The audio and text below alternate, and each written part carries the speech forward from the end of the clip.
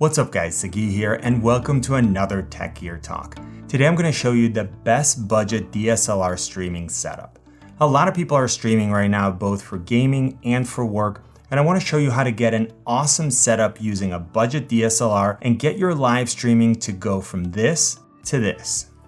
I'm going to cover my entire setup starting with the camera, capture card, microphone, and lighting, and I'll also include a couple of software options and peripherals for this setup. Alright, so let's start out with two basic things you need, plus two bonus items which will make your life so much easier, and then I'll show you how to take your budget streaming setup to the next level. Alright, so obviously the first thing you need is the camera. A lot of people start out using the built-in camera on their laptop or maybe a webcam, but those options prioritize convenience over quality.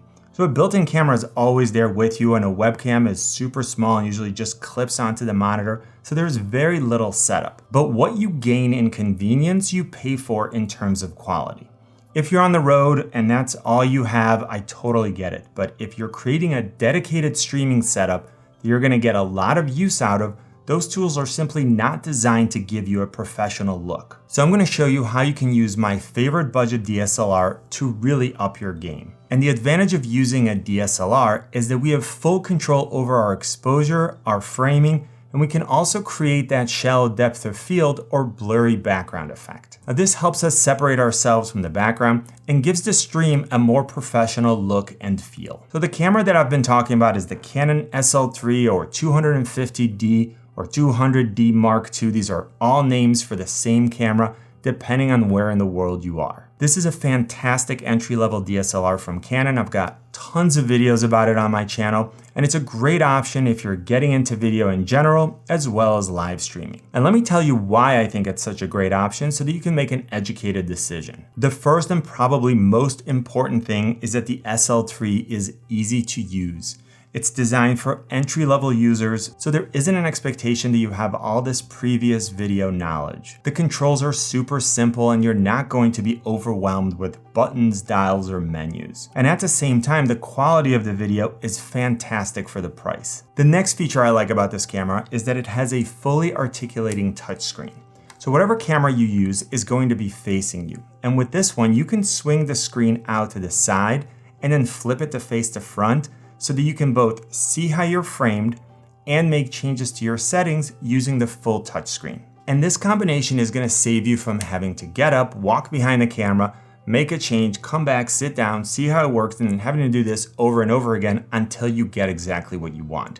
And trust me, you're gonna love that part. Now, the next reason why I love the SL3 is that it uses Canon's dual pixel autofocus with face and eye detection when shooting in 1080p. Which is what I think most people are gonna stream in. The autofocus system is super reliable and accurate, and all you need to do is click on the Q icon on the screen, go to the top left icon for autofocus method, and select the first option for face detection and tracking. Then make sure you hit the info button to activate eye detection for even more precise focus. That's it. Once that's set up, as soon as you sit down, you'll see that the camera automatically detects your face and that we have this little white square around it. And then if your eye is detected, it will have an even smaller white square around your eye. This is another reason why I love having a fully articulating screen which faces me. This way I can always check to make sure that I'm being tracked and that I didn't inadvertently change that setting. You don't want to start a stream and then 10 minutes into it realize that you've been out of focus this whole time. Now, the next important feature of the SL3 is that it has a clean HDMI out. If you've noticed, in the footage that I showed you for the autofocus, you can see the face detection square and all the settings that I have selected on the camera. But you don't actually want those things on the video that you're going to stream. And that's where a clean HDMI out helps. It's called that because it's clean of any of the overlays that you see on the screen. So I can look at the camera, see my settings and the focus indicator, but the signal that's coming out of the camera doesn't have that info, and it's just a clean image. To turn this on, go to Menu, Shoot For, HDMI Info Display, and select Clean FHD or Full HD Output. Now, there are a lot of cameras on the market and new ones keep coming out. Some have a clean HDMI out, but a lot of them don't. So that's a feature you're gonna wanna make sure that you have if you wanna stream with your camera. I'm constantly updating my complete guide to live streaming gear, and you can find it at techgeartalk.com/livestreamgear. So go and take a look and see if your camera is listed as having a clean HDMI out. If your camera does not have a clean HDMI out, like what we get with the Canon M50 or the SL2, there is another solution, and I'll link to a tutorial showing you how to get that done up in the corner and in the description. Now, the next important feature for live streaming is that we can turn off the auto shutoff feature for the SL3. Like many devices these days, cameras have an auto shutoff feature to help preserve battery life. This is great when you're taking pictures or you're shooting video and you forget to turn the camera off, because you can just select a certain length of time and have the camera automatically turn off. But when we stream, we're not actually recording to the camera. In fact, you don't even need an SD card. We're simply passing the signal from the camera to the capture card, which I'll get to in a minute. And because of that, the camera might not know that it's being used.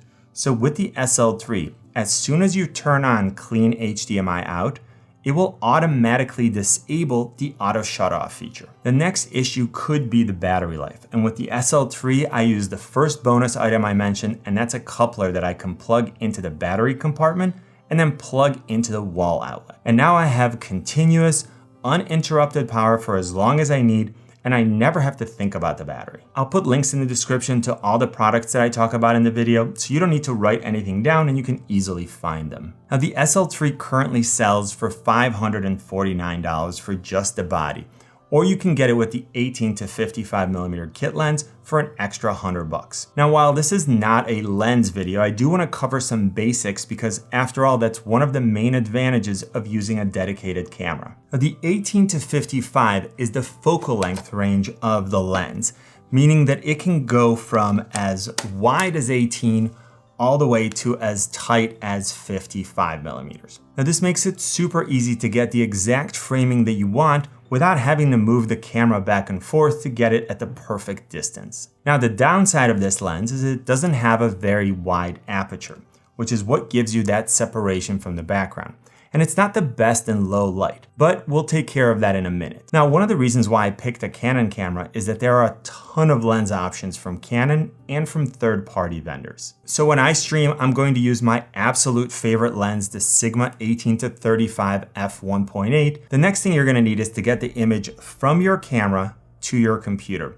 And that's where a capture card comes in. A capture card is basically a device that takes the signal from your DSLR or mirrorless camera and converts it to a signal that your streaming software can accept. Now, there are tons of options on the market, and I'll highlight a few of the ones that I use. The one I'm using right now is the Elgato HD60S Plus, which retails for around $170. Now, it's a super simple plug and play card, which will work great for gamers and for traditional streaming. It can handle 1080p HDR capture and has a 4K 60 HDR10 pass-through for your gameplay. So I use a mini HDMI to HDMI cable, plug it into the HD60S Plus, and then connect the USB-C cable to a USB-C port on my computer, and then I'm all set. Now, I'm using this card because I need it for multiple purposes, but if you're looking for a more basic setup at a lower price point, I highly recommend that you check out the Camlink 4K. You basically just plug it into an open USB port on your computer,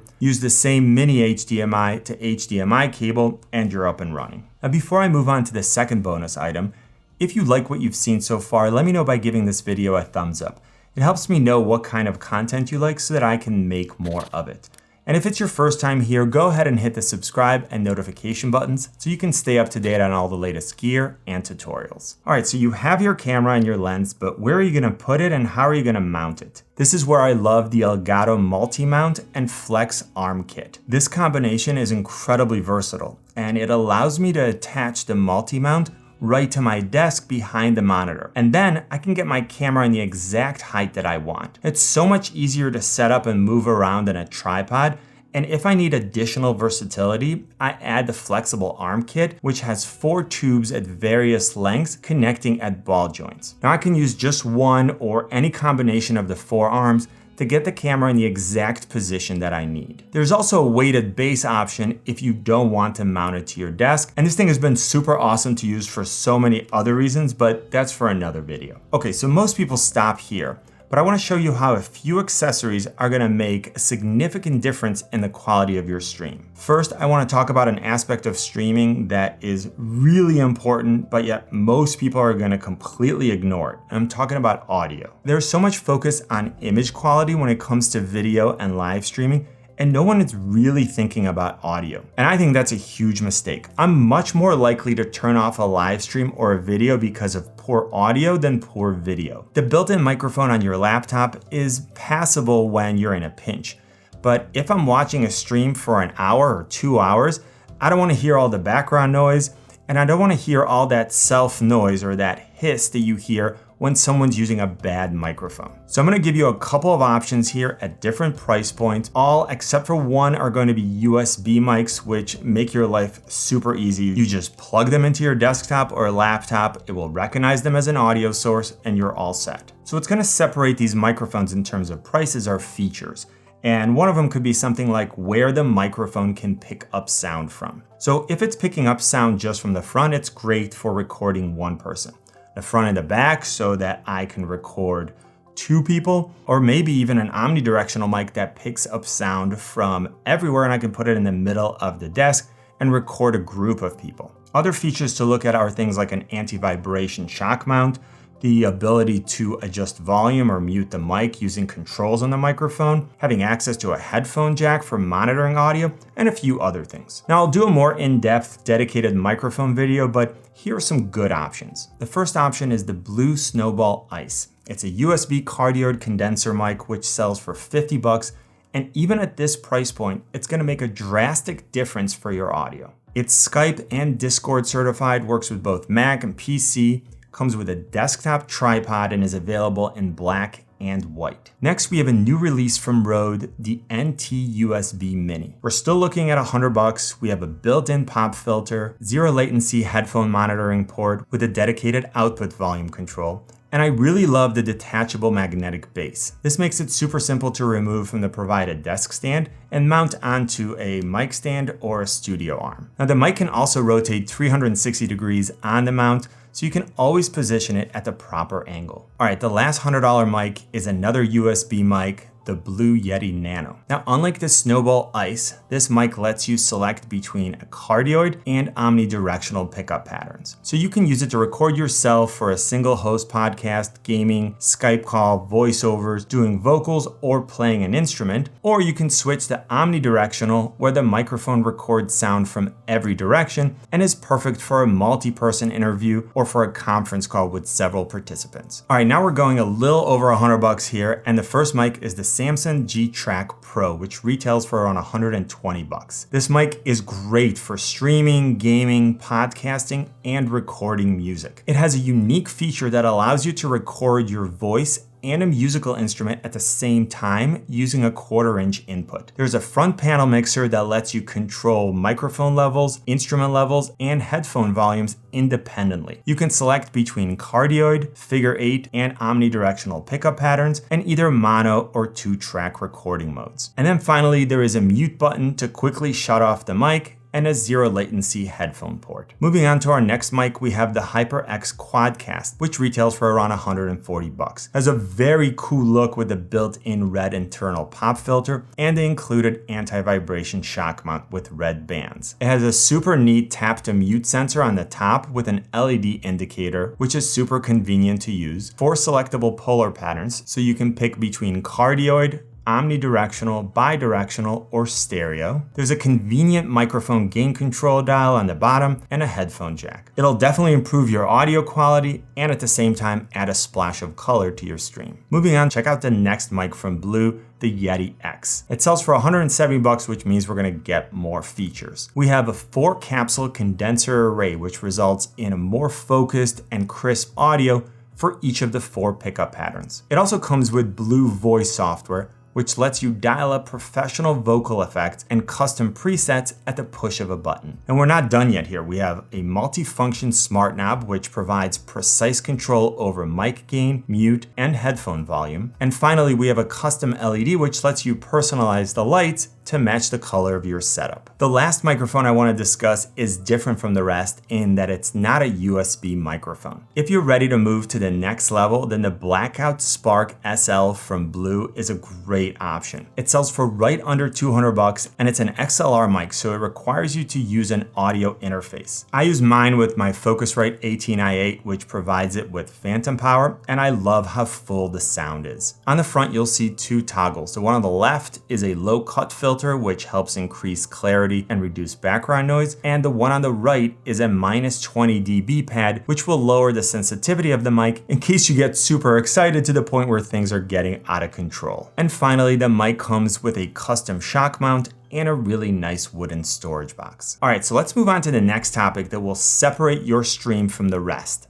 Lighting. Lighting is more important to your overall image quality than a better camera. Better cameras will do slightly better in lower light, but they're still limited by what they can do with the available light. For today's studio, I'm using Elgato's Key Light Air. Now, Elgato offers this light in two versions, the larger Key Light and the smaller Key Light Air. And I chose to go with two of the smaller ones because they're plenty strong for what I need. I absolutely love the simplicity of this setup and how versatile it is. Each light comes with a desk stand, so you're not messing around with big light stands on the floor or anything like that. These stands are plenty heavy to keep the light from moving, and the lights themselves are super easy to adjust in terms of height and angle. But these lights are not just easy to set up, they also provide wonderful quality, diffused or soft light. My background is in photography and video, so lighting has always been super important to me. And what's impressive about these is that you get very even, flattering light from such a compact source. Also, because these are edge lit by 80 LED bulbs, it's a gentle light to have pointed at your face for long periods of time. Of course, if you get the larger model, the Key Light, you'll have even more power at your fingertips. Now, both lights can be controlled through your PC, Mac, Android, or iPhone using the Control Center app. What's great is that you can control both the intensity and color temperature of the light, so you can make it warm or cool depending on what you like better. And they also work with Stream Deck, which I'll tell you about at the end of the video, and you're gonna wanna hear that part. Having all these control options means that you're not messing around with knobs or dials on the lights.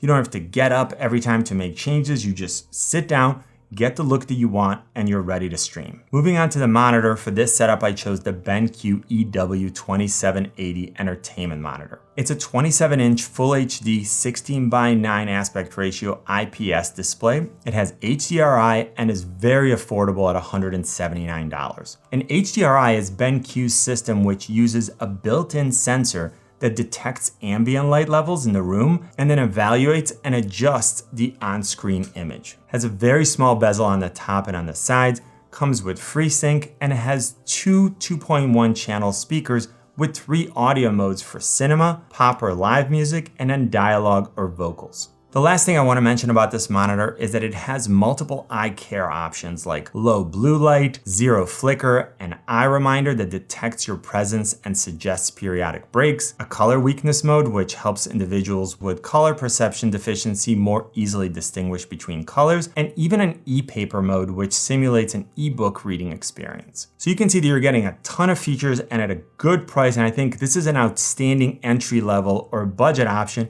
if you're streaming, gaming, and watching movies. Moving on, the keyboard I'm using is the Corsair K70 Mark II Rapid Fire Special Edition mechanical keyboard. If you haven't tried a mechanical keyboard before, you should. It's such a better experience. So whether I'm working, streaming, or gaming, it's great to have options in terms of the feel of the switches and their sound. With this board, I love the anodized brushed aluminum frame, the PBT double shot keycaps, and the Cherry MX Speed RGB switches, which have super fast actuation at 1.2 millimeter and only require 45 grams of actuation force. The K70 Mark II also has 3 onboard profiles, so you can set up lighting effects and macros for streaming using the iQ software, and then unplug the keyboard and take it with you on the road or connect it to another machine and your profiles will be stored. It has dedicated media keys, a mute key, an awesome volume rocker, and I just found it for $110, which is a great value. Next, I want to move on to my choice of mouse, and here I paired the K70 Mark II with the Corsair Darkcore RGB SE.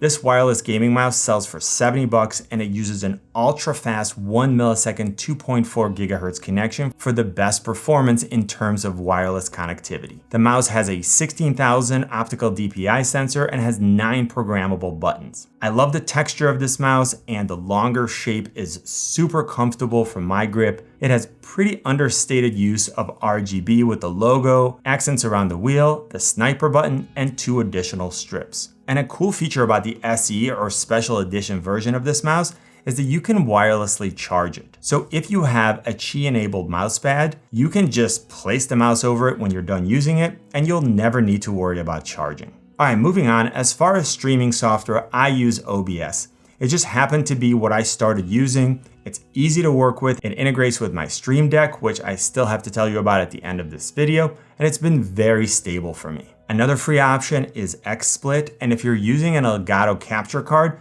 then you can use Elgato's Game Capture or the 4K Capture utility. I'll do a dedicated video about these 3 options, but I just wanted to mention a few in case you're just starting your research. All right, so you've heard me mention the Stream Deck a few times, so let's get to it. The Stream Deck is basically how I control my entire stream. It has 15 LCD buttons that I can program to do anything from switch scenes, launch media, adjust audio, send out notification tweets, and a lot more. I actually use it every day, even when I'm not streaming, by creating shortcuts for different tasks. And because you can create folders, it's really simple to organize, and I'm not limited to just 15 total actions or shortcuts. And there are 2 other options available. There's a mini option with 6 keys and then an XL option with 32 keys. Now I would definitely recommend that you check all 3 out and see how they can help your streaming and general workflow. All right, so I think the SL3 is a fantastic budget DSLR for streaming. It's easy to use, it has a fully articulating touchscreen, a clean HDMI out, and can be continuously used for longer streams. But now I wanna know what you think.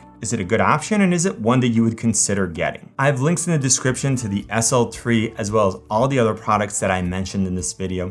And if you end up using those links to buy anything, you can help support my channel for free, so thank you in advance. I really hope this video was helpful. If it was, please let me know by leaving a comment, giving this video a thumbs up, tweet it, share it, and if you haven't yet, join the community by hitting the subscribe and notification buttons. For more tips and tutorials, I also recommend you follow me on Instagram, Twitter, and Facebook at Tech Gear Talk. You know what I always say, buy it nice or buy it twice. Good luck and see you soon.